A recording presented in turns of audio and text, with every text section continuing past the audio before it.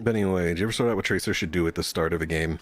So what Tracer should do at the start of a game, there are a few different options. You have participate in the level 1 fight. This is very often the very worst thing you can do. Like, I think in most games, this is probably the worst thing you can do. You participate in the level 1 fight when nothing else is a good play, very unlikely, or if your team is looking for a level 1 kill. That's the only time that you participate in the level 1 fight as Tracer. Or, like, you know, like maybe your team's looking for Watchtower and you're trying to get kills off it, like, then you would do it. Like, other than, like, literally walking in, shooting a few times, and meleeing for pulse bomb charge, like, meleeing someone that won't kill you if you melee them, like, that's often a really good play. So this is number 2 now, is you go in, you get a little bit of charge, if there's, like, a mid-clash, and then you immediately go cut off a rotation. Okay? So I mean by that is, like, you might go in and melee once, maybe get a few bullets out, and then now you move from mid to where they want to rotate out of mid. So let me go ahead and pull up an example here. I'm going to pull up HOTS Battlegrounds. This is still really zoomed in from when we did that timer earlier as a meme. Towers of Doom is always a really, really strong example of how this plays into a map. Okay, so I'm going to go ahead and copy this into a paint little window and show you what you should be doing as Tracer in the early game. This is a pretty good view right here. Okay. So as Tracer, there's going to be this level 1 fight happening right here, and all your teammates are going to be duking it out, and you want to have your eyes on 2 particular areas for where you're going to be cutting off rotations, and those areas are right here. Like say you're this side, okay? So like we're assuming we're coming in from this side just to make it clear. All right? And the enemy team is coming in from this angle. What you're going to want to do is look to cut off this little area right here, or you can do it here, it doesn't really matter, just this general area. So your game plan would be you go in here, get a little bit of charge, and then somehow you can do it this way, you can go around there, it doesn't really matter. You want to go here and cut off rotations, and while you're doing that, this is mostly a thing that works best when you have teammates, while you're doing that, your teammates, I'm going to use a different color on just to make that clear, they are going to want to go down and soak bottom. And ideally you have like one person soak bottom right here, and everyone else is cutting off rotations with you, so you have like 3 people right here, 1 person right here catching the soak, and then obviously you have your solo laner up here, and you're cutting off this rotation after this little mid scuffle. And then the enemy team, they want to come down and they want to soak this, but they can't go through you to fight it. And you don't necessarily have to be sticking here for the fight, you just have to be making it hard to pass. And those are different things, you know, like between posturing like you're trying to kill somebody and posturing like, oh, if you walk into us, you will die. Those are different things. So, and so now the enemy team, they have to take this like super long rotation, because first there's going to be like some confusion right here, and they're going to be like, oh man, can we walk through here? Oh no, we can't. And then they'll be like, ah, screw it, and they'll have to walk all the way around. And I hate how that handles like, I hate how that handles the scrolling. And then they have to walk all the way down, and by the time they're here, at least half the wave is dead. At least half the wave is dead, and you already are up like half a level. It's insane. Like, this is very often one of the best plays you can do as Tracer. And even if your team doesn't show up, like literally, like even if they just, you know, like are in Antarctica or whatever, like you being here alone will very often simulate this kind of play. Like, this is something you can do even like below master. Like, I'm not even kidding, like even below ranks. This is very often a play you can make, and you're more effective at this if you went 1-2 punch at level 1. Tracer rounds does not give you a lot of early game value, especially on a map like Towers of Doom. It's really, really good in Dragonshire and Battlefield of Eternity situations where you're going to be fighting in maps a lot, or sorry, in bushes a lot. But 1-2 punch gives you way, way, way more early game kill pressure. So again, this is one of the best plays you can do as Tracer early game in a lot of scenarios. So you can either, so again, just to go through the list, we have join the level 1 fight, like just straight up, like just fight level 1. We have get a little bit of charge and then cut off rotations. Or even just cut off rotations, you know, like charge if you can, but the main point is cutting off rotations right here, making the team miss soak when they try to rotate. And so very often when you got to high level HOTS, does this apply with almost the same? I mean, like certain characters, you actually can't do this well. Part of the reason that Tracer does this so effectively is the fact that she can leave if things go wrong. Okay, she has mobility. So like if you step up here as like Gul'dan, you're trolling. You're just straight trolling because you don't have the mobility to run away. or like Jaina or Kael'thas or that kind of thing. Especially if you're doing it by yourself. Like, if you're doing it with your team, then maybe. But, like, Tracer can legit do this by herself. And, like, say the enemy team all shows up and you realize, like, okay, you're not going to be able to hold them off. You can just blink out. No harm, no foul. So, that is part of the reason why Tracer's, like, super, super good at this and better than a lot of other characters in this regard. So you can either join level 1 fight, cut off rotations, or you can...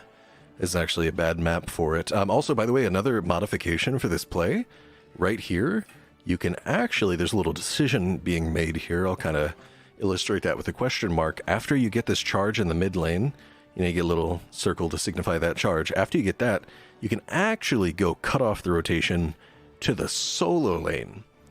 And this, you can do that with Genji? Absolutely, Ramza. This is a very common Genji play in like GM. This is also something that is nearly guaranteed to work even in solo queue, because you're not expecting anyone to join. At most, you're probably only going to have one person walking through here, and then you're going to be here covering off this area, but you're going to do it specifically from within the bush, so that way the solo laner is going to walk up like all the way up till he's like right next to you, and then you're going to jump on him. And then it really, really helps to have a 1-2 punch in this scenario.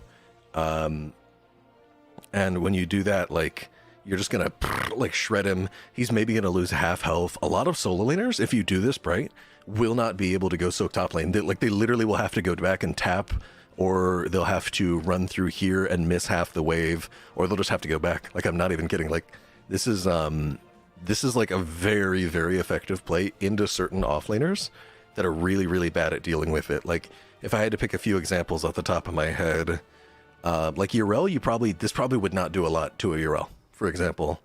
But like, if you were jumping on Azul, that could really give him a bad day.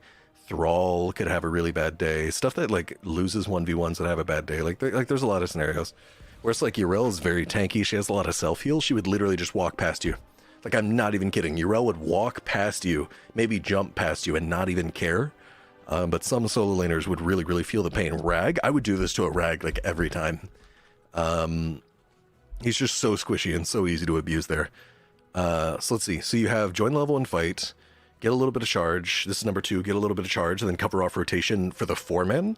This is a distinct play from cutting off rotation for the solo laner, which is play number 3, that you can do level 1 as Tracer. And then play number 4, I need a different map for this.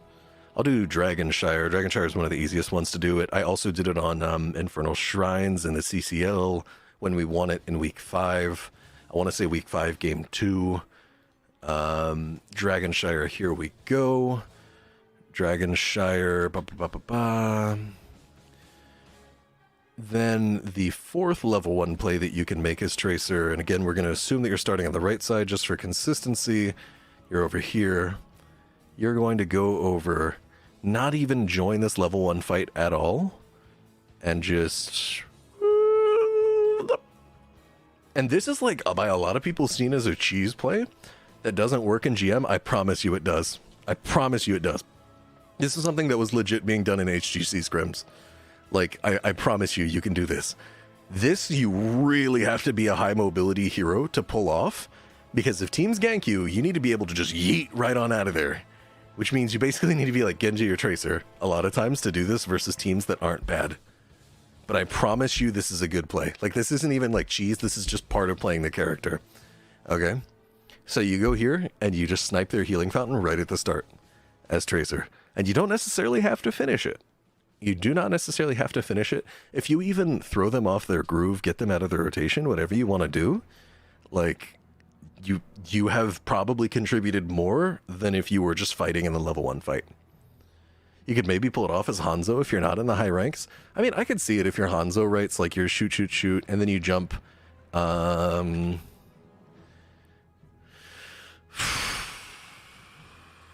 your opponents were really bad, you could jump this wall and be okay. Like, you could go like here and be okay. If they weren't bad, then I don't know. Like, you maybe would have to jump like here and could maybe make it out. It's really questionable as Hanzo, I think. How about Samuro? I don't know enough about Samuro to give you advice about Samuro. Like, they know, like, Samuro mains know, like, how to manipulate his clones in ways that I don't. So maybe there's, like, some clone manipulation stuff you can do that makes this a good idea. Maybe there's not. I don't know. But you can do this on a lot of maps as Tracer, and this is very, very often the best thing you can do level 1 as Tracer. And see, Dragonshire is actually a really interesting map to talk about, because if your team has level 1, you should be playing for the kill. If your team, like sometimes you want to be over here cutting off rotations and you just go to this bush where you know it's not going to risk it. Sometimes you just want to go over here and kill this healing fountain. Like literally all 4 of the plays are options on Dragonshire. So maybe I should have talked about Dragonshire first. And then, so what's it called? Like, the thing about taking out this healing fountain, I think that this is really effective if you're going to be ganking top lane a lot. Sippy I guess. So taking out healing fountain is going to be super effective if you're ganking top a lot. And this is one strategy we actually saw a decent bit out of from Heroes Hearth, is you pick Tracer on Dragonshire, you pair her with a ranged assassin that has wave clear, like Jaina, and then early game, Tracer just ganks top lane and just doesn't leave for like a minute or two. Like legit, like, and just stays there and just bullies you until your tower is gone. And the whole time, the rest of the team, which is like a Johanna and a Jaina, can just hold waves without like getting wrecked. And they just clear the waves. Whereas the solo laner is screwed. They lose the towers and now they can never cap Shrine again, because like anytime they do, they have to walk all this way back to get back to safety. And even once they're here, they can get tower dived by Tracer. So it's like super, super effective if you think you're going to be ganking top lane a lot. Like, I think this is always going to be a big play, but even if you're going to be ganking top a lot, like, this is pretty big.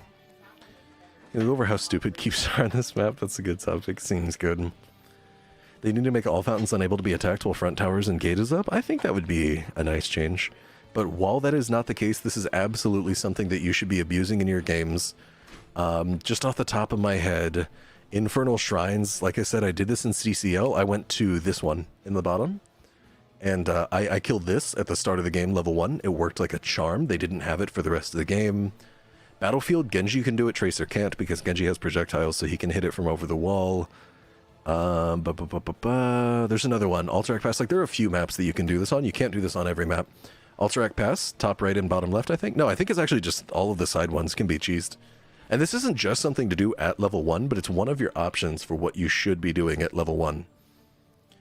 Do you think even dying for the well at level 1 is worth?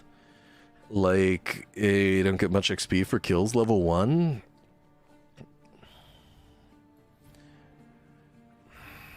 I mean, probably not, honestly, because you can always just go finish it off later. Like, if the, cause think about it. The difference is, like, you leave it at, like, 20% and survive, or you die, which is probably the decision you're making. Like, assuming you're still talking about Tracer. I don't know. I don't think it's worth, because, like, it's not about the XP. Like, the XP from early kills is not what snowballs Rail. It's the fact that they can turn that into invades on your level 1 camps. It's the fact that if you're dead, they can now control your rotations. Like, the same way that I talked about on Towers of Doom. If you get the drop on them and set up before them, then you can cut off their rotations right here. If you die level 1 trying to get a healing fountain like that, then the enemy team very often can cut off your rotations between the lanes. They now have lane control over you. They now can invade your sappers at 1 minute. And that's what actually makes you fall behind when you die level 1. It's not the experience. It's the rotational value that you're losing when you die level 1. So I would say that you shouldn't die level 1 for healing fountains. Yeah, like, those are the major Tracer plays to be making in just any individual game. I'll be honest with you guys. I am really, really bad about following this advice. Like, I very often will just mindlessly get into a game and just run down mid and just fight. So you might be like, Mockery, I see you talking about these 4 plays, yet I just see you run down mid and fight all the time. I'll admit I'm bad about this. Like, I will admit I'm very bad about this. But I promise you it's a good idea. And this is something you should be doing. Dexton, you can always go back. I'm probably going to cut this up and put it on YouTube later or something. My doggo is angry. Alrighty. I think that just about covers it for that. Thank you very much for this, Mockery. For sure, Kalajar. Alrighty. If I had to come up with one more play, I'd say just cheesing the solo laner right at the start. Like, this is actually a really good Tracer play, like, that I didn't even think of until just now. Is right at the start of the game, you don't even go to mid, you literally just, like, you go here, like, right here against the edge, and you just kill the solo laner at the very start. Or you go here, and you kill the solo laner right at the start. That would be number 5. And this works really, really well into heroes that either you have a strong kill chance to do. Like, if you think you can get the kill, then do it. But there are heroes where even if you don't get the kill, this is a good usage of your time. Such as, like, just, they won't be able to heal off the damage very effectively. You know, like, if you think you can reasonably get a kill, but even if you don't, the enemy solo laner lacks self-sustain and will kind of be unable to shake off that damage in an effective way, then it can be very, very effective. Like, even just getting damage on Malthael, yes, Malthael has a lot of self-healing, but it eats up his mana to just spam his Q over and over and over again. Like, getting that damage on Malthael could really turn the tides in a matchup by making him use so much of his mana. Like, that's just one example. Artanis could work. Deathwing, if you take off an armor plate, that could be really, really effective. So I would say those are probably the 5 plays you should consider making in every Tracer game. You need to pick one of those 5 and make one of those 5. Again, join the mid-fight. Get a little bit of bomb charge and then cut off rotation for the 4-man. Get a little bit of bomb charge and cut off rotation for the solo lane. Cheese a healing fountain. Gank the enemy solo laner level 1. Those are your 5 plays you should think about making as a Tracer.